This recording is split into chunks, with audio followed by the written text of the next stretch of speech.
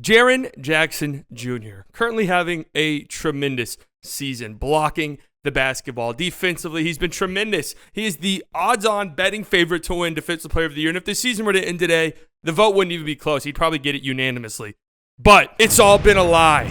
It's all been a front. You've all been tricked by the Memphis Grizzlies state media apparatus. They have fooled you with their propaganda and their conspiracy. Look, I love me a good conspiracy theory, okay? A good sports conspiracy theory, actually, not a real world conspiracy theory, because those are usually really weird and evil and dark, and for some weird reason, most of the time racist. I don't know why that's the case. But a good sports conspiracy theory, I'm in. NBA rigging the draft lottery, cool, let's talk about it. Michael Jordan getting suspended for gambling instead of retiring, sweet, let's talk about it. LeBron James being a genetically modified human being, weird, strange, a little bit off the deep end for me, but okay, it's fun. And now we have a new conspiracy theory to throw into the mix. Jaren Jackson Jr. is being propped up by the hometown scorekeepers. This was a conspiracy theory posted on Reddit by AdMassive6666, and it's currently making the rounds on Twitter. I mean, this thing is blown up tremendously. Look at all the awards.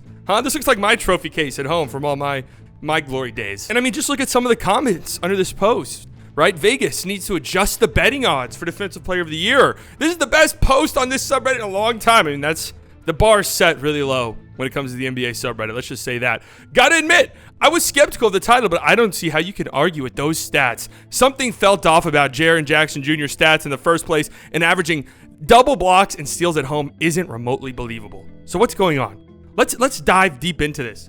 Now, I do want to say I've heard this before. Like, this isn't the first time I've heard this. I've heard some people say, dude, they're like kind of fudging Jaren Jackson's numbers at home because there's no way. Let's look at some of the numbers. Jaren Jackson Jr. currently averages 4.1 blocks at home per game, an absurd number, while only averaging 2.2 blocks on the road. So nearly double the amount of blocks. He's averaging 1.4 steals at home versus 0.7 on the road. So double the amount of steals. Definitely a very weird statistical anomaly. To be fair, this does sort of align with the rest of his career. He, throughout his career so far, has averaged more blocks and steals at home versus on the road. But when you compare this to other great shot blockers, Nick Claxton actually averages more blocks on the road than he does at home this season. Brook Lopez averages 2.8 blocks at home versus 2.2 on the road. Miles Turner averages 2.6 blocks on the road and 2.2 at home. And Embiid averages 1.8 blocks at home versus 1.5 on the road. So you'll notice there's not really a big difference in the numbers for any of these guys, whether it's they have an advantage on the road or at home. The big conspiracy theory is that, well, the Memphis Grizzlies scorekeeper is giving Jaren Jackson blocks and steals that aren't really Jaren Jackson blocks and steals. And I wanted to dive deep into it. This post lists some examples. I think there's like 7 videos total, 2 of them blocks. I think the rest are steals. And I decided, you know what? That's not good enough. This morning I went through and I watched every single Jaren Jackson block from the season. All of them. From beginning of the season, whenever he first made his debut, to the end. And ladies and gentlemen, I'm sad to report I have to step away from this conspiracy theory because, to be honest with you, I don't think there is one. I think this is just a very, very weird statistical anomaly. Let's start with this Suns game where he had 6 blocks, okay? Because one of the examples in the post was a play from this game. And this game really caught my eye because Jaren Jackson Jr. had 1 block the entire game up until the fourth quarter. And then in the span of 5 minutes game time in the fourth quarter, tallied 5 blocks to bring his total up to 6. So let's take a look at it and let's look through each and every single one of these blocks. First block of the game, clear and obvious, blocks of Kogi. Like there's nothing to even debate here. Second block, maybe this was a block. I mean, this was clearly, in my opinion, a goaltend, but if they're not going to call it goaltend, then obviously this has to be credited as a block, so I don't see too many issues with this one. The third one, Damian Lee drives. Did he get a piece of this? Like, I was watching it back. He might not have touched this. He might have just altered the shot for sure, but I don't know if this is actually a block, but I'll show you guys later on in the video, like other shot blockers get the benefit of the doubt on blocks like these as well. Block number 4. Okay, this one is egregious. This was one of the examples in the post. And yes, this one is egregious. This is clearly a Brandon Clark block. Now, maybe Jaren Jackson got his hand in it as well, but Brandon Clark seems to be doing the heavy lifting on this block. So sure, maybe this one is pretty bad. 5th block of the game, obvious. Blocks of Dario Saric, hook shot, nothing to complain about here. And the 6th block of the game, also incredibly obvious. So in this 6 block game, There's one that I'm saying, yeah, that probably shouldn't have been a Jaren Jackson Jr. block. And the other two that I'm a little bit questionable about are iffy. And after this game, like I went and I looked at every single block, and I pulled the ones that I thought were maybe a little bit iffy. Maybe he shouldn't have gotten credit for this block. He had two in this game against the Pelicans. One that I think is a clear and obvious block that's being talked about a lot. But this one right here against Zion, he drives. Lots of hands in the mix.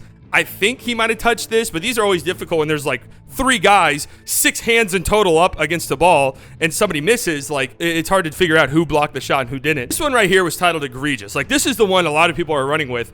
Zion drives, spins, goes up with it, and loses it. I watched this back in slow motion and zoomed in. This is clearly and obviously a block. Jaren Jackson Jr. rips it with his right hand when Zion's going up. People said that this shouldn't be counted as a block because Zion's not going up with it. I think Zion is most certainly in the process of attempting a layup here. And Jaren Jackson Jr. definitely rips it out of his hands with his right hand. It's a little bit confusing. You have to look hard because the left hand is up in the air, but the right hand swipes down against the ball. This is a block. I don't even see the controversy with this one at all. I pulled this one right here. Herb Jones drives in. Jaren Jackson Jr. might have touched this. And to be fair, the Grizzlies announcer said that Jaren blocked it immediately, so maybe I'm just missing something. That's one thing we have to keep in mind. We get a weird angle from the broadcast camera. So sometimes guys can test shots and they barely tip it, and you don't notice it from our angle. You'll get a better look at it from the other side, which is where the broadcasters would be in this case. That was it. Like, that was all of the home blocks that I thought were like a little bit sketchy, and those were the blocks that were listed in this post. Every other one was a clear and obvious block. Like, I didn't see anything wrong with any of them. And I wanted to be fair. I watched all the road games too, just to see. And he gets some, there was some similar blocks that he got credited for on the road. So it's not just a Memphis thing. Like, how about this game against the Lakers? Troy Brown Jr. I'm not sure Jaren Jackson Jr. ever even touches this basketball. In fact, he even argues that it should be their ball afterwards because he didn't touch it. Then you had this game against the Pacers. Ben Mathurin drives, and it looks like Zaire Williams blocks this shot, but Jaren Jackson Jr. gets the credit for it. So I don't know.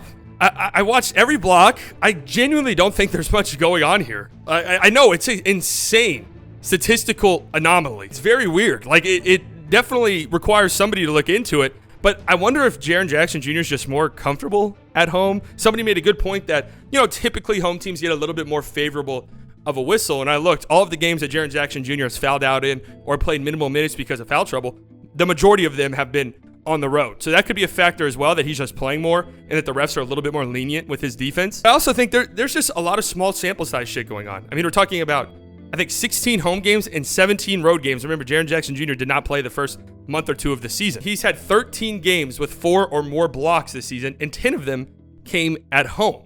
And again, I watched all of them.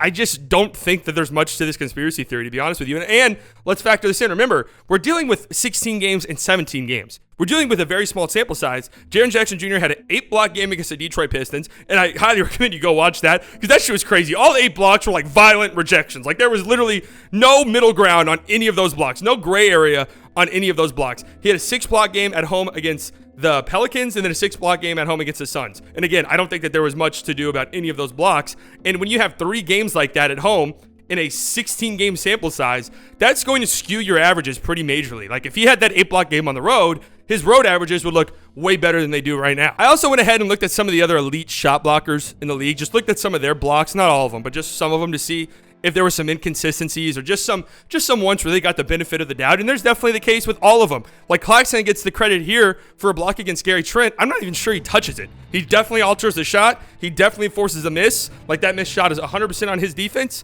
but I don't think he touches the ball, and he got credited for a block. I mean, these 2 Brook Lopez ones are so incredibly, that I'm about to show you, are so incredibly egregious.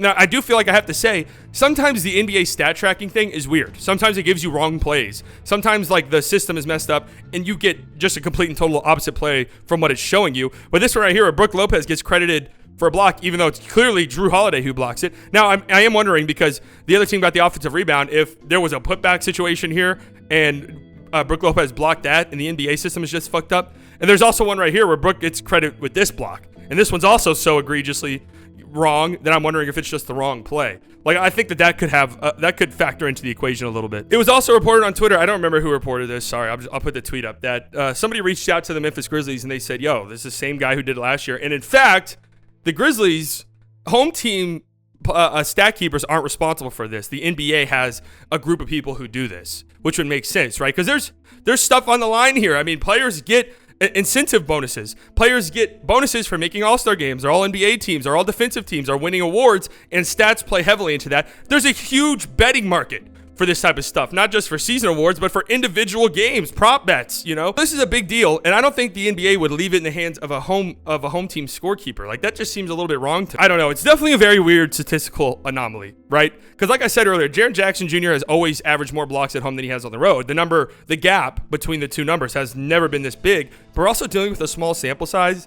I think it's a weird statistical anomaly. I think it's something to look at and just be like, oh, that's crazy. That's a crazy stat. But we see these sometimes. You know, when you have 16 games to pull from, you might get some crazy stats here and there. As much, and trust me, whenever I started doing the research for this, I wanted to be in. Like, I wanted to be like, yeah, let's get him. Let's burn it to the ground. But honestly, like, seems fine. I don't know. I wish I had something more exciting to say, but this just seems like a big nothing burger. A big nothing burger. I will say, the hate boner for the Memphis Grizzlies, wow, it's raging right now. I mean, it's out of control. Somebody should see a doctor about that thing.